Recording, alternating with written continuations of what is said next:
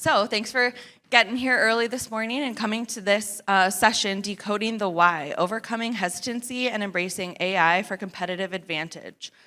We have two great presenters today. Giri Peddinti is the Chief Information Officer at LATICRETE International, a worldwide manufacturer of tile and stone installation systems, flooring, and facade materials. He leads IT strategy and digital transformation for the company, which operates in 15 global business units. He has over 20 years of experience in the manufacturing and consumer packaged goods industries and a proven track record of delivering innovative solutions that enable business growth and improve shareholder value. Giri is responsible for the global IT function, including software development, ERP deployments, business analytics, information security, and digital transformation.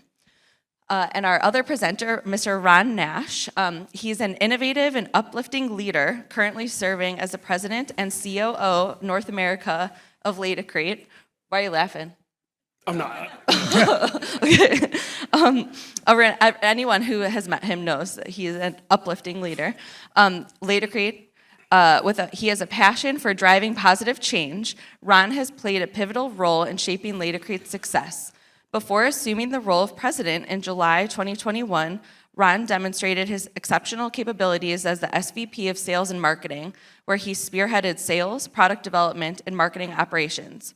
His visionary approach, end-to-end management of all sales activities, and architectural specification support in North American markets have contributed to the company's continuous growth and adaptability.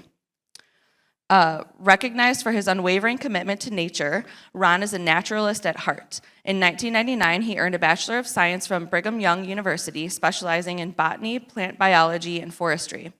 Ron's deep appreciation for the outdoors extends to his leadership philosophy, inspired for his participation in expeditions with the North American Outdoor Leadership School.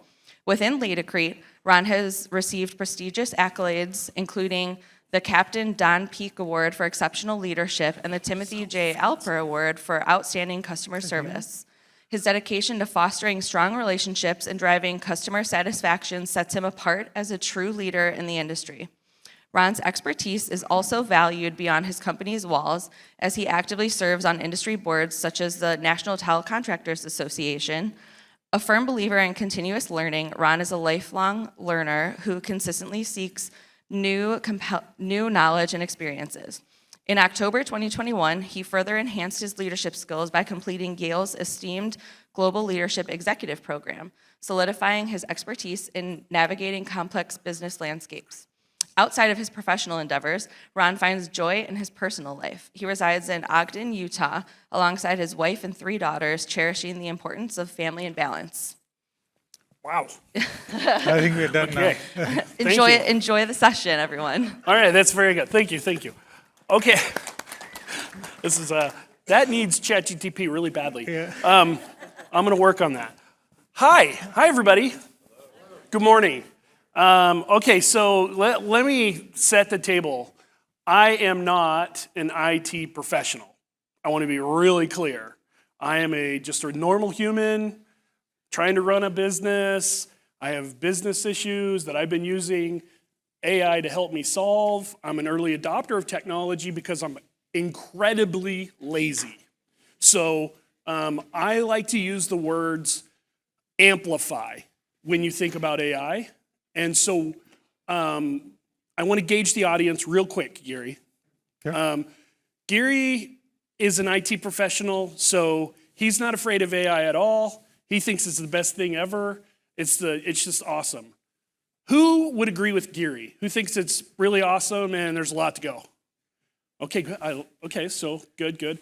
All right, now who is a little bit, this is Skynet, and we're going to have Terminators coming pretty soon. You can raise your hand. Let's be honest. Okay. All right, so we got so we have some, what I would call hesitancy in the room, which is okay. First and foremost, Giri was going to talk about a little bit of the history of AI, or not really history, but what it is exactly. But what we're not going to address is the end of the world, because we didn't create it, okay? Whether you like it or not, it's here, and so I am interested in how I can amplify myself with it, and I'm going to share a couple tricks and things that we're doing. We're specifically going to demo some things in the end that might be fun, and I'd like some crowd participation as well. Okay? Great. Giri, fire away. Awesome.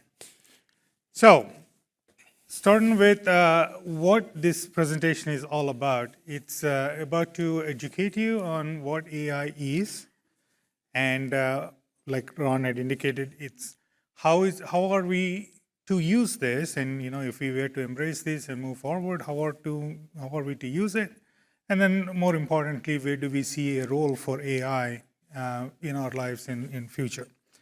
So believe it or not, AI is already here. If you're using Alexa, Siri, or if you're looking at the recommendations made by Netflix based on your pattern, then obviously these vendors already have a pulse on you and the things that you like and things that you are watching.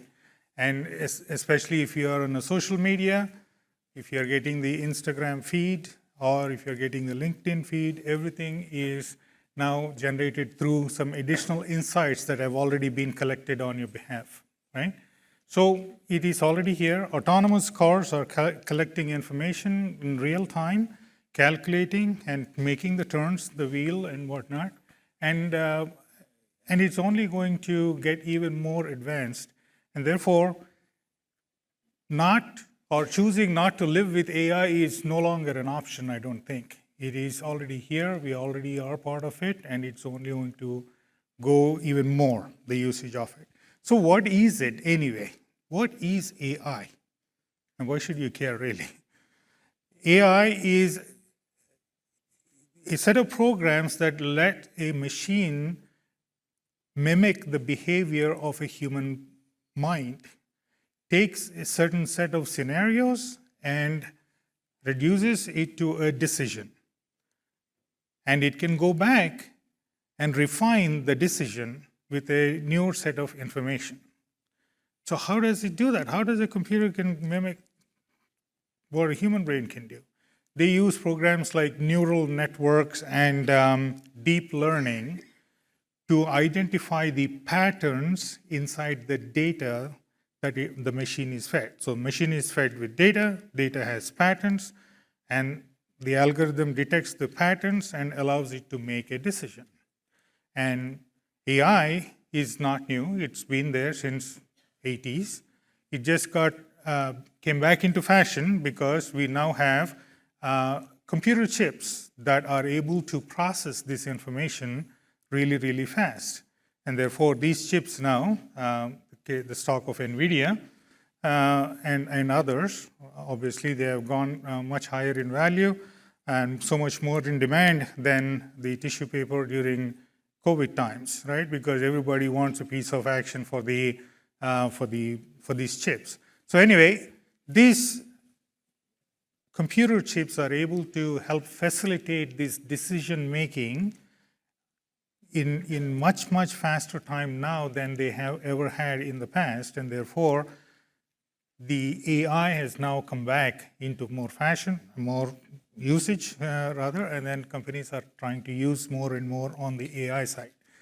Now there are typically two types of AI. One is the predictive AI and the other is the generative AI. Predictive AI will require, usually it basically means that they are working with large scale numbers. You are understanding customer behavior, pricing, price points, you want to do deeper data analysis and such. That is all predictive AI.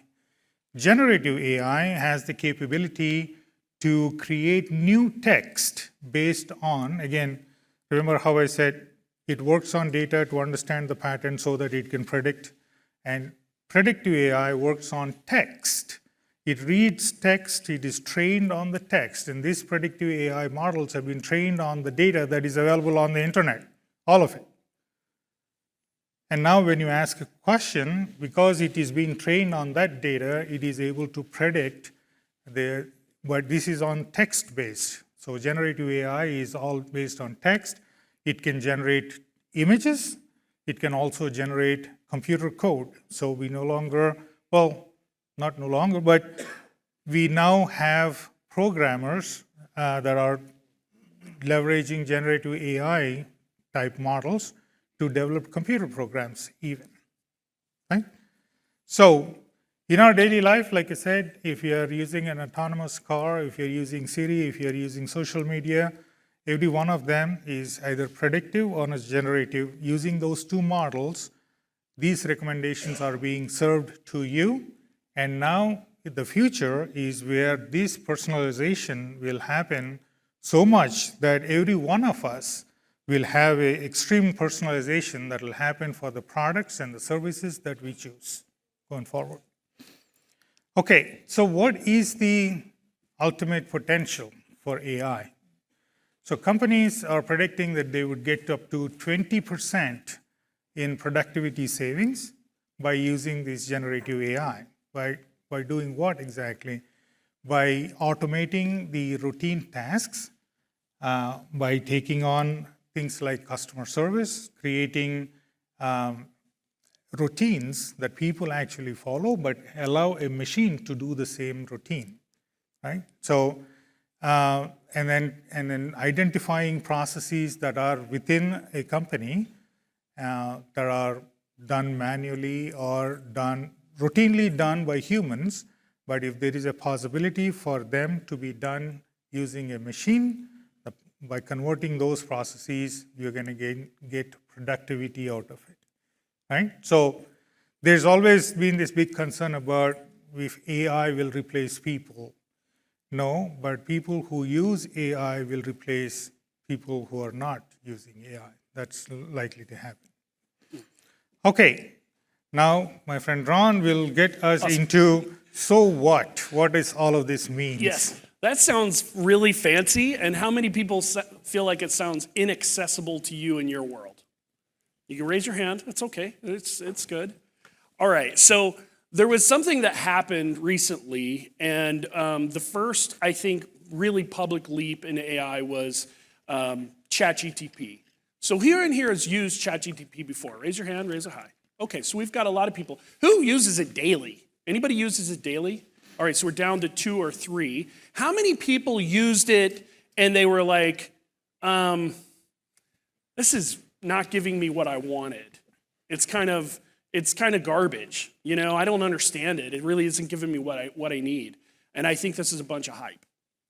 So I will tell you that much like any new tool that hits the market, the initial brush with the tool is, learning curve. Let's call it learning curve.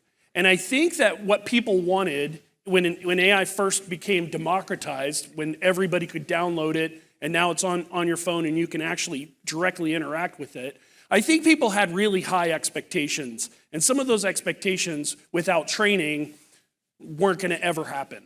You know, people wanted to just have this text box that they would say, create my, my annual budget.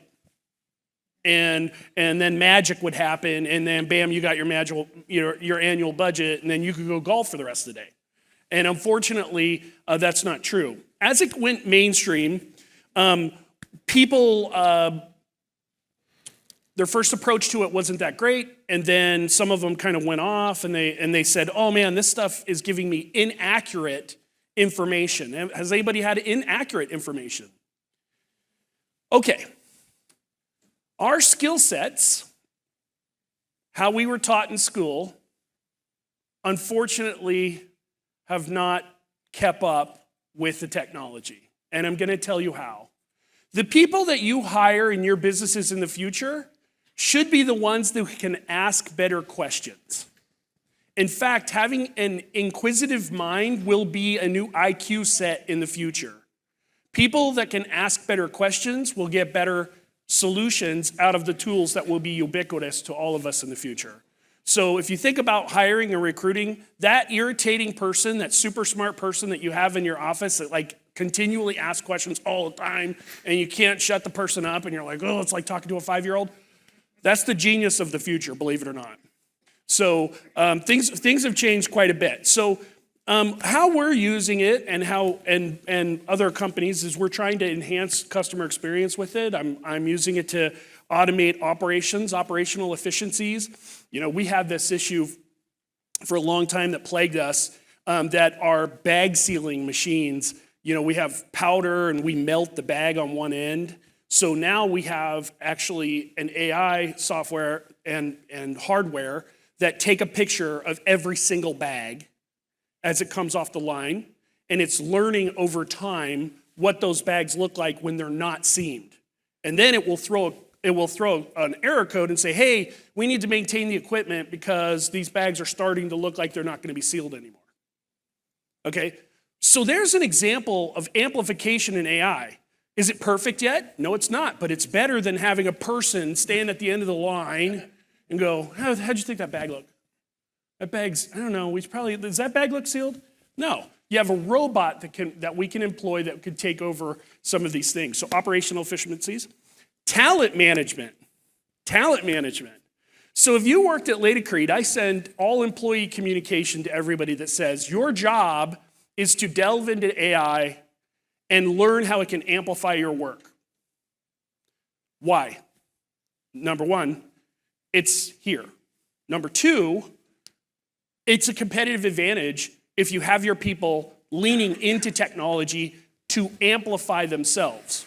Now, it's very clear. I want to be super clear. I didn't look for opportunities to be like, how can I trim my sales force?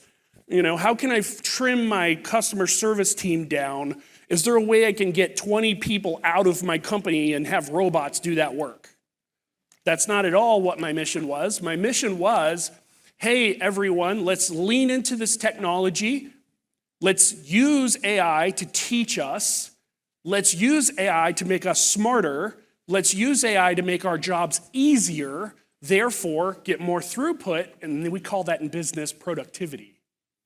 Much like when the word processor hit business and people stopped going to the typewriter, and nobody had a problem when we went to a computer, and then guess what? We started getting spell check. Nobody has a problem if you use spell check and you can't spell anything. Well, guess what? Now we're in this next evolution. So what does that mean? That means that we can hyper innovate because we can amplify every single human that works for you and works for us. This is a great day, and I hope that everybody takes a look at this in a more optimistic role, because there are some real powerful, good, nurturing things. And guess what it all comes down to? Mostly your ethics, mostly how you would like to use it. Because guess what? All those good things I just said, of course there are security concerns. Of course there are ways you can use it wrong. Everything that has great power can be misused. Everything. Look at the Fed. When you see, people are listening. People are listening. All right. So what do we do? So we immediately came out. Giri, my good friend, he's my IT guy that keeps me honest. He came out with a list of recommendations of, hey, there are some security concerns, right, Giri? Yep. Would it be good for me to take my annual budget and upload it into ChatGPT? That would not be very good. That would not be great. Why? Well, clearly, these models are, you're exposing, and the data that you have given it for it to process is available, and companies do actually take that data and use it to train more models. Yeah. Therefore, we would want to be very, very careful in terms of what we feed the model. Okay. So Giri, right away, as soon as I made that crazy announcement to all my staff, he says, Ron, listen, first of all, you're nuts. Second of all, be sure and get this memo to all of our employees. And by the way, if anybody would like to see a copy of that memo, I am more than happy to share it with you. Just get a hold of us and I'll email that memo. But basically what it said was this. If you are using AI to do some predictive analytics, or if you're using it to analyze, let's say, some sales territory performance or whatever, code the information so that it is impossible that people would know it was from you, one. Or two, make sure that you're being careful with your intellectual property. Because here's the thing about AI that's true. Imagine taking buckets of information and just dumping them into an ocean of information that maybe some nefarious actors might want to get. So you want to be careful. So that's a warning about privacy and security that I wanted to make sure that I was really clear. What I do is a lot of codes. I code things, make up a different name, make up a different scenario, but yet the information that I want's in there when I want to do some real predictive stuff. But, so I just wanted to say that. All right. And hallucination. Hallucination is where the model comes back with an answer. Not every time it comes with the right answer. Yeah. So you definitely want a human in between before the results are published anywhere. Because So it talks to your super credibility. big warning. And how I handle that at LATICRETE is anything that you publish under your name, I'm going to assume that you proofread it and that you would stand behind the data. Okay? This is an amplification of your own words. And so if you wind up using it, then be sure that it's accurate. And so I have found errors, certainly. They're called hallucinations. Hallucinations, I can tell you how they happen, but it would take the rest of our time. But the big deal is ChatGPT, what we're going to demonstrate here, will give you an answer. It never will come back and say, I don't know. Okay, so there's one risk point.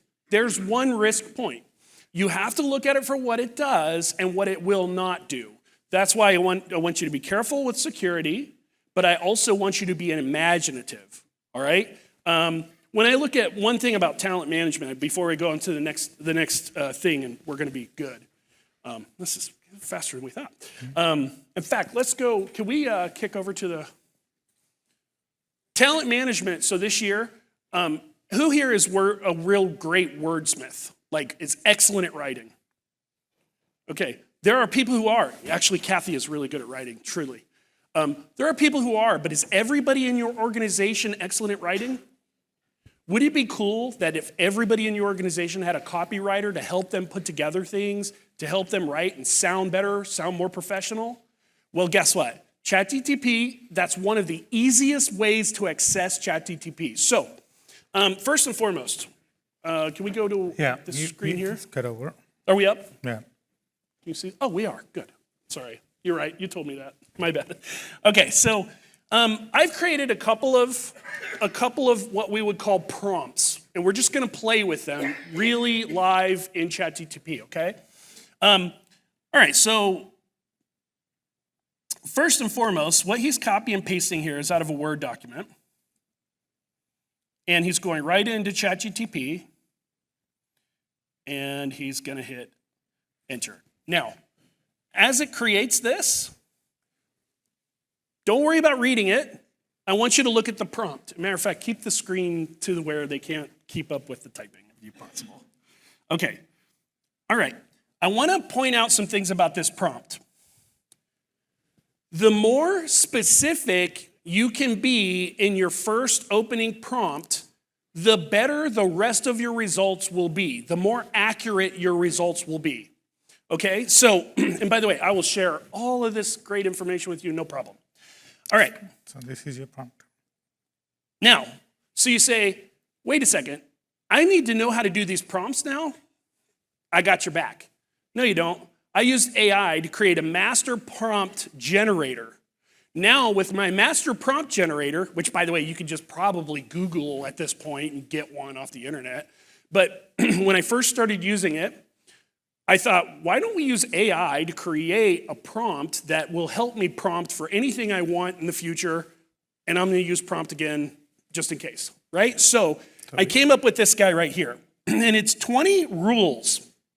And it basically says, I'm going to put you in an expert mode. I want you to ask me what I want, and then I want you to suggest expert modes that you are familiar with that will help me get the best and most accurate responses out of it, okay? And so that created the prompt that we just copied and pasted. For time's sake, I'm gonna be quick about this. Let's go back. And this is the response. Oh wait, is it plugged in? Yeah. Hello. It's great to see your enthusiasm for embracing innovation and AI to boost your tile and stone business in New Jersey. Let's develop a strategic plan that addresses each of your points, focusing on practical steps and the advantages these technologies can offer. 1, digital fabrication technology.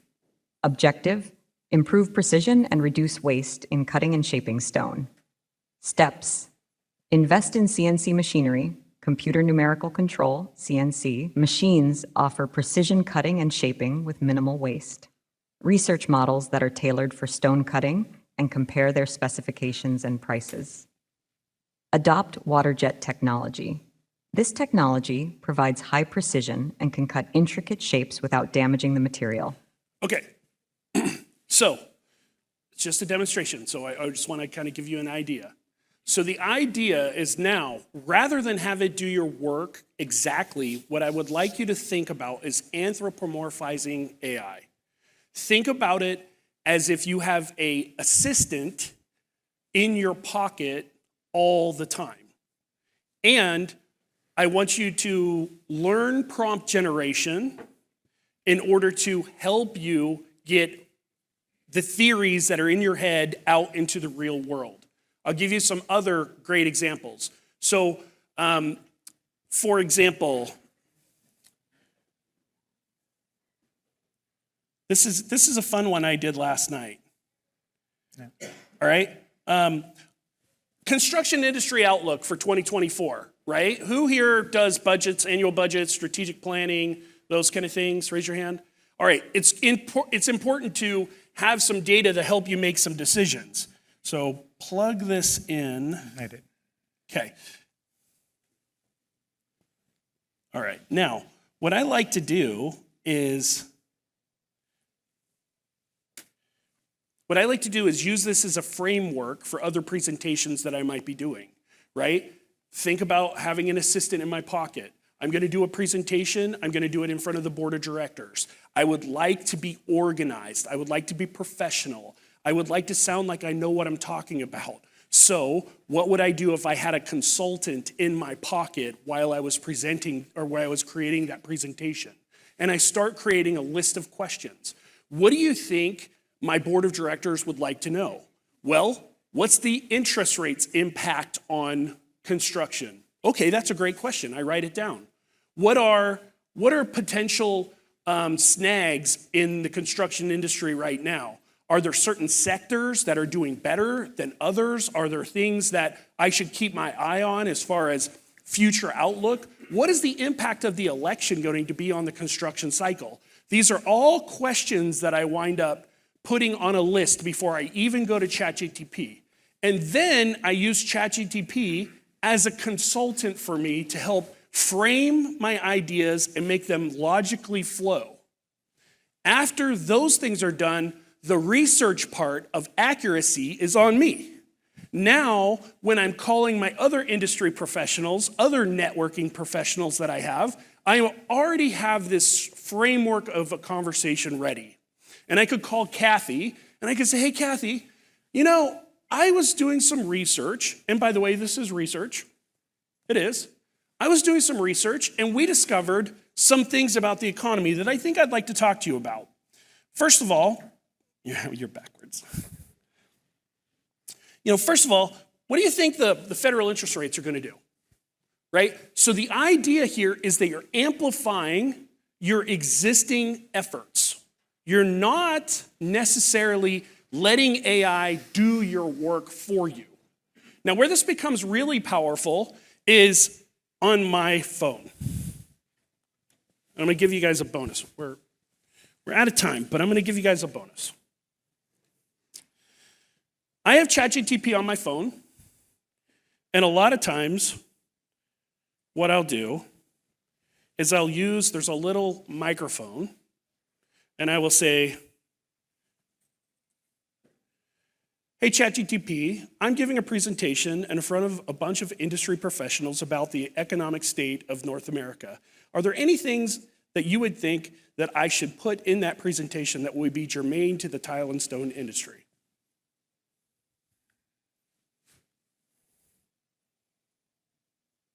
That sounds like a great opportunity. It does. In your presentation, you might want to include a few key points that are particularly relevant to the tile and stone industry. 1, economic overview. Start with a brief overview of the current economic state of North America, focusing on GDP growth, employment rates, and consumer spending. Highlight any specific trends in the construction and housing markets as they directly affect tile and stone demand. 2, industry trends. Discuss specific trends in the tile and stone industry, such as the shift towards sustainable and eco-friendly materials. You could also talk about technological advancements in manufacturing, such as digital printing on tiles and the increased use of automation. 3, supply chain dynamics. Given recent global disruptions, it's important to talk about supply chain issues. This could include changes in import-export regulations, tariffs, and the availability of raw materials. Highlight how these factors are impacting costs and supply availability in North America. 4, consumer preferences. Touch on changes in consumer preferences and how they're influencing the market. For example, there's a growing preference for larger format tiles and natural stone, which affects both design trends and manufacturing processes. 5, regulatory. Okay, so you get the idea. So our goal of this presentation today, and to wrap this up, is to hopefully open your mind. We use one bit of ChatGPT. There are 100 other options. My suggestion for everybody starting to walk this journey is that you start with ChatGPT, and the reason why I say that is it's got the most learning information out there right now, and it's, I think, the most easy to access. Here's the point. The world changed. Period. It's not a choice anymore. If you want to be an industry leader and your business to thrive in the future, amplifying your employees and amplifying yourself is a really important thing. So, how are we doing? We're good. Keep going. How are we doing time-wise? We're good? Great. Now I want to open up the floor to kind of take some reaction here, and I want to get some ideas from you. And I also would like to say, if there's anything that you want us to kind of play with, I'm more than happy to help play with it. Anyone?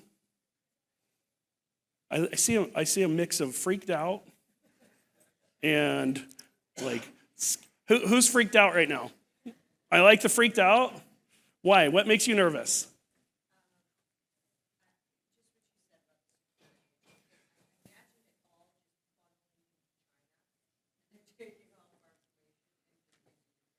Yeah, so they already have it. Next question. No, I mean, yes, of course. Security is really important, and that's one of the reasons why I wanted to really highlight the fact that I don't want you putting private, personal information out there. However, I also don't want that to stop you from amplifying yourself. And that's really what I'm worried about, is that our industry people sometimes get to the point where they just say, you know, morally, I'm not going to use it. You're like, oh, okay. Well, let's figure out a middle ground here where you don't get swamped or left behind as other people who do take over. You know, I just mean that. Like, we got to be careful.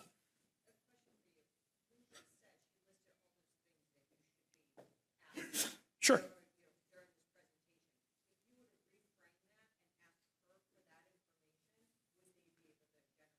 It's exactly what I would do next.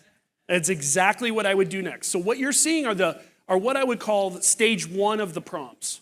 And stage one is ideation. You have a consultant in your pocket. You're just getting these ideas. I may not have time to go into all, I don't know how many it gave me, 5, 6, 10, whatever. I might only have a 10-minute talk.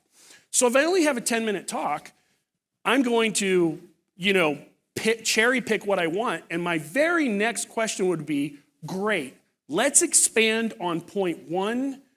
Please provide specific examples with publicly available information.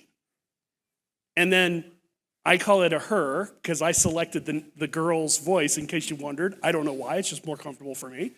And I would literally say, please expand point 1, and then she would go out, find the information, and then that would be what I might quote or cite after I have also put my eyeballs on it and confirmed that that's accurate.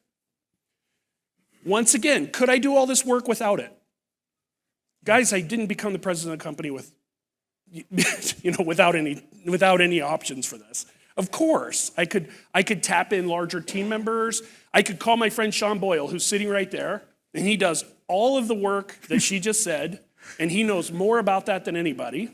And I could say, Sean, help me put together this presentation. And Sean would say what he always says, I got your back, no problem. But look what would happen if I went this way. I'm going to do a bunch of research. I'm going to do a bunch of brainstorming. And then I'm going to bring that information to Sean and say, hey, Sean, do you think this is accurate? Is there anything that you would add to it? That's called amplification.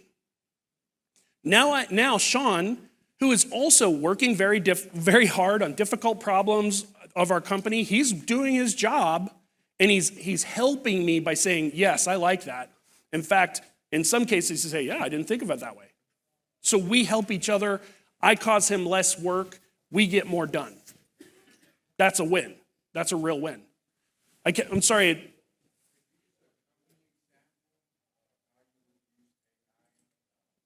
Right here on the slide. Yeah, I can take that. Let's repeat it. So I forgot to repeat. The question was, what is LATICRETE doing with AI? Can you give us a practical example of how you are using AI? Go for it. We have 3 bots deployed. One of them is a product bot, and this time the ChatGPT is now hooked as a data source. We are connecting that to all of our product information sheets, product specification sheets. So when customer service teams need to look up, or technical service teams need to look up any product spec, they just query the bot, and the bot responds back with an answer and with a reference as well, so that they could actually go back and refer the actual document. But before referring to the document, they already have the results in a much faster way. So instead of sifting through manuals or searching through SharePoint, et cetera, now they have a way to quickly access that information. And this is a custom portal behind our firewall. Exactly. Just so you guys know. So you do, once you really get into this, and I hope you all do, you have the ability to create certain instances of ChatGPT behind your own firewall and not share that information. At least that's what they tell us. And so I believe it. And so another thing that we can do is we have thousands of lab studies that we've done over the years. Many, many, many examples of chemistry that we've tried and failed and those kind of things. So with all that data, think about it. Now, if we can start to query a database that says, hey, I want to try this new chemical. How would it interact with this different type of cement? And then it would search all of our 50-year history of lab data, and it would say, hey, these are some good ideas, these are some bad ideas. Now, did that do the work? No, it amplified our chemists. That's the idea. And of course, we're working on some of these things are still in beta and still processing. We have some things here. Yeah. Scouting software. That's a big thing right now. In fact, most large companies have already figured out that if you're going to find good humans in the sea of resumes that are out there, AI is a great way to separate, some LinkedIn nonsense and try to get to the good humans and those kind of things. That's one way that really has helped. Are marketeers using AI to create content? Sure. So much so our LATICRETE.com, a new website that was recently released, some portions of the website used AI for language translations. Yes. Think of how great this is. So now we service construction sites all over the globe. And let's say I have a data sheet for 253 gold thin set, and I need it to be in Russian. Before, it would be, we got to find a translation service, we hope that it works, and all these things. And the today is quite exciting because we can do it quite quickly. And then localization of language is another one. Another thing is we start thinking about safety, right? Analyzing where people might hurt themselves in our production facilities. Looking at predictive paths, like most people walk here and, oh man, that piece of tape right here, statistically speaking, this might be something that someone trips over in the future, so we might need to do something to solve that now. Predicting injury before it happens, that's a great thing. And so there are some of those things that we are doing and looking into. We are also about ready to, I don't know how much I should say. We're also about ready to launch a project that we call Rep in Your Pocket. And Rep in Your Pocket will actually have a warm human being that you can actually FaceTime with on a job site anywhere in the world as a human component. And some of the data that we get through chatbots and those kind of things that people are on our website and they ask and query questions, we're using some of that data to help predict some questions that people are getting will help us have better technical services when people come to the web, which will free up some of our humans' time in order to be on these live chats on people's job sites. So, taking a very manual call center approach of like, here I'm looking at a data sheet and it says this, which is not very rewarding. Now you have my humans that can literally beam into your job and say, I see this thing here, or I don't really see it, I better send your rep. So amplify our team and make customer service better for the people who are actually applying our product. These are not tomorrow applications. These are right now, today, ways that we can be a better company to our customers because we're amplifying our employees with AI.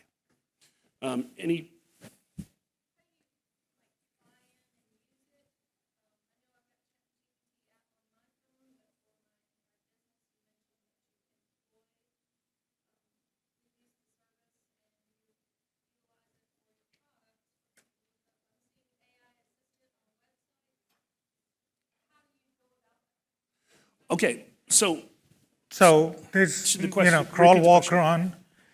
How do you embrace AI and the various technologies that are out there? There are some versions that are available on phone, some on website.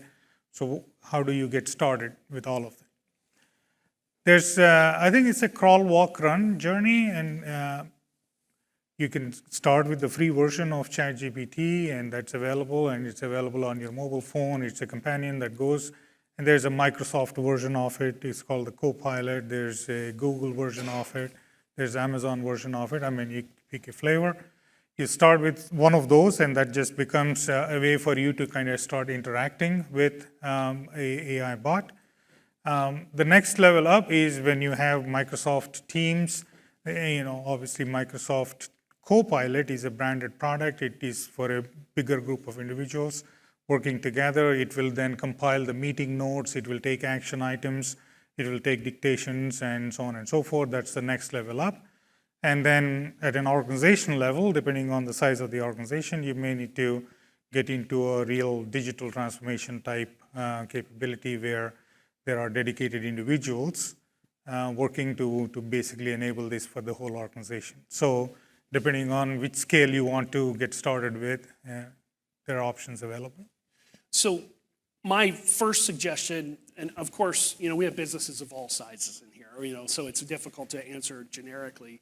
But I will say $20 a month is what ChatGPT 4 costs. And, that's 2 lattes, skip 2 lattes and get an assistant in your pocket. What's the worst case scenario?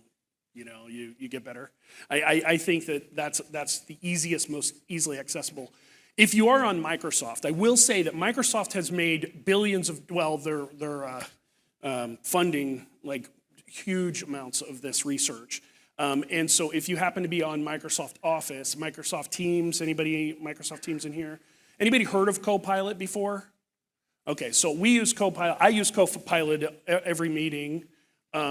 So my biggest thing that I use Copilot for my meetings are to distill the meeting commitments, take notes, keep tasks, those kind of things. It's really incredible. And I've been able to really amplify even that. So we'll have a meeting, it'll be a very important meeting, even up to an hour long, and you just get note fatigue after a while. You're not taking very good notes. So I've been able to be more in the present, in the moment, with the meeting because I'm not concerned about making sure that I take notes. And so Copilot helps me quite a bit with the ability to just immediately after the meeting, takes like 2 minutes, I get, here's the meetings, here's the follow-up actions, and I'm surprised at the accuracy. I'm really surprised at the accuracy. And then if it's really important, I'll then take those meeting notes and start querying next steps with ChatGPT, believe it or not. And then I get really hyper action oriented, and I can start getting into, okay, well, when is the best time for me to attack these things in our corporate calendar? It really has amplified me. But as you have to understand that there's a philosophy of use that you have to start to adopt if you want to get the most out of it as a non-IT professional. And that philosophy of use is gamifying the whole thing. How might I amplify myself if I had $1 million consultant that followed me around all the time? What would I ask that consultant? And I get big questions. When I was a sales rep, it was so much fun because I just had like little things I had to solve. Oh, your grout didn't work. Oh, we'll get you some new grout. That was great. Now it's like, manage cash flow of a multinational. I mean, it's crazy. Go ahead. So the question is, have I found any image generators in AI? Okay. Now I start going into my, you mind if I get a little philosophical? So I think that there are some images that really are low value images that it really doesn't matter. Create a, I got marketing over here like, look at, all this is marketing right here, and they immediately, their body language is like, yes, what have you found? Okay, so when it comes to images and specifically art, I have a deep connection to creation and how that can really amplify people's lives alone, and I don't want to take that journey away from anyone. So I'm really concerned about that. Now, having said that, if you would like to learn about art, you can literally copy and paste Van Gogh's Starry Night into ChatGPT and say, teach me about Van Gogh. And you have now a college level education on art appreciation at your fingertips.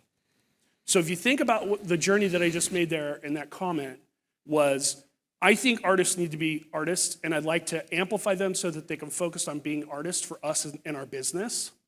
So marketing, don't worry about it. You guys are still with us. I'm just looking to amplify you. But also, there are some low value stuff. You're gonna make a quick banner for a social media post. It's not that big of a deal. It's just an announcement to a group, and I want to get it quick. Sure, that's applicable.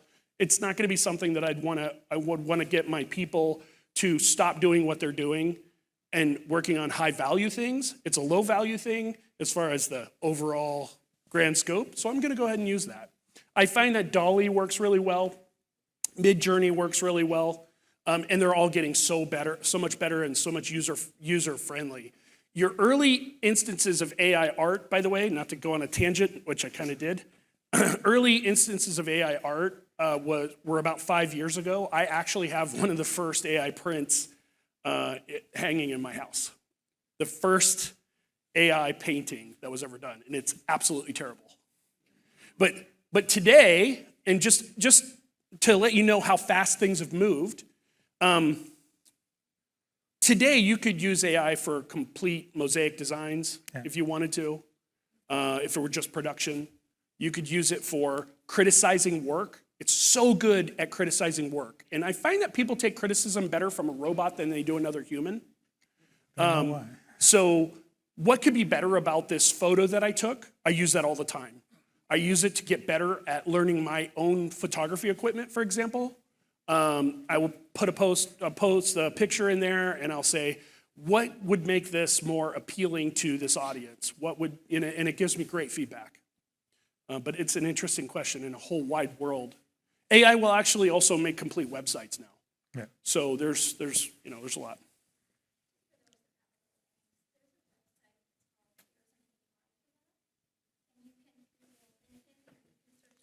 Yeah.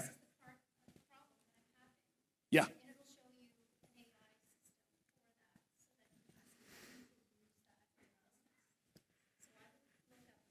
There's AI for that. Yeah, when she was just saying, there is a website called There's an AI for that, and it gives you a bunch of different apps and tools that will help you find additional tools. Now, I will give you one warning. As all technology rushes happened, we are also susceptible to people just relabeling other technologies with a different API over top of it. and use the user interface over top of it. And that really is common right now.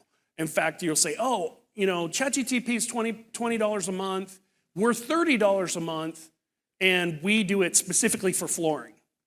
And as it turned out, it was just somebody coded an overlay on ChatGPT, and you're really just giving them $10 a month. So you have to be kind of careful about those things. That's why I always suggest, one, walk slowly. You're on a journey. Try it first. Learn a little bit about it. Do some research.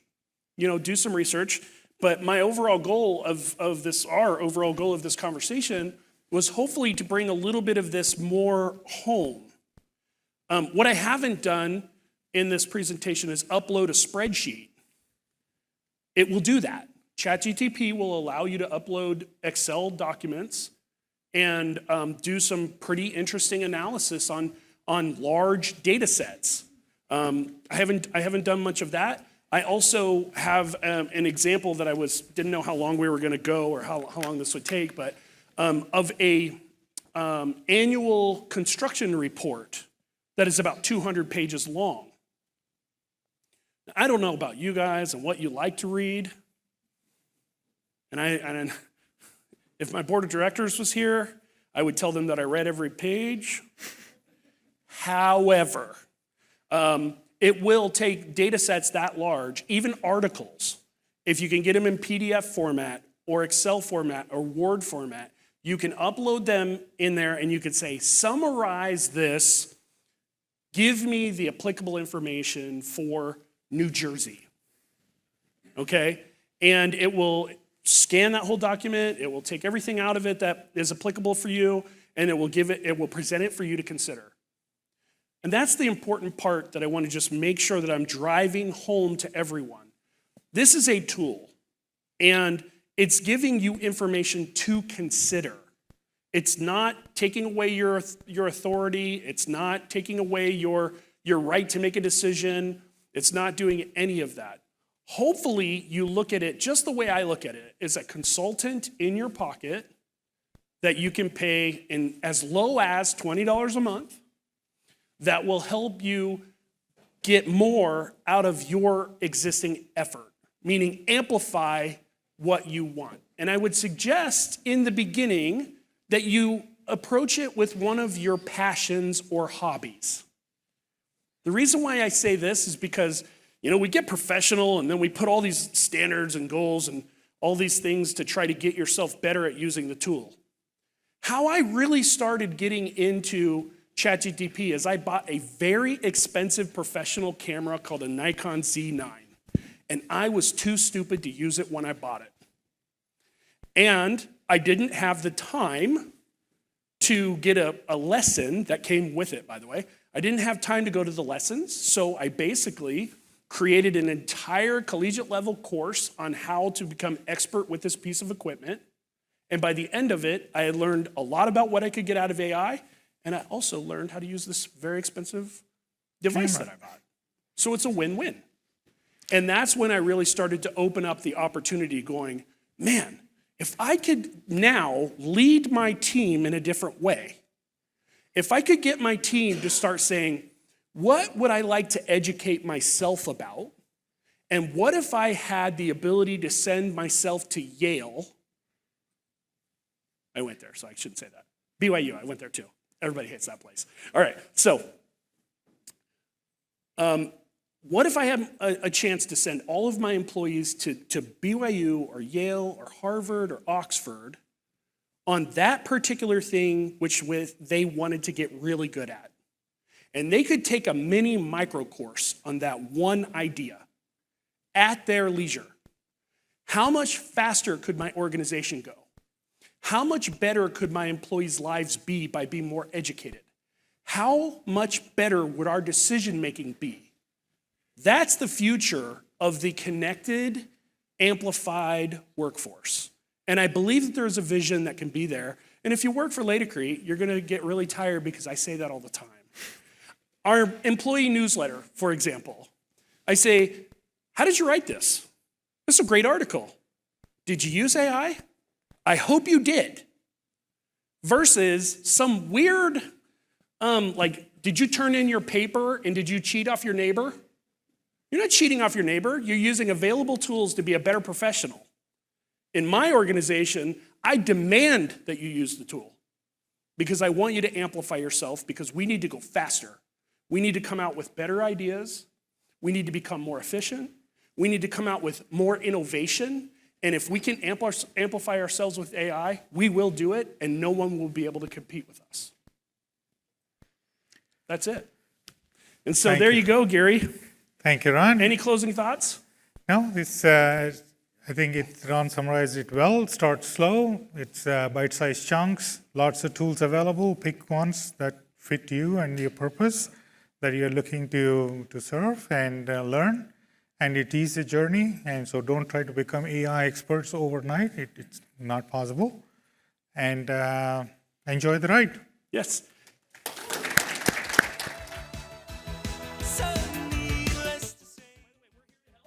And I'm easily accessible. Ron Nash at LATICRETE.com, or just, you can find me. So I'm more than happy to help.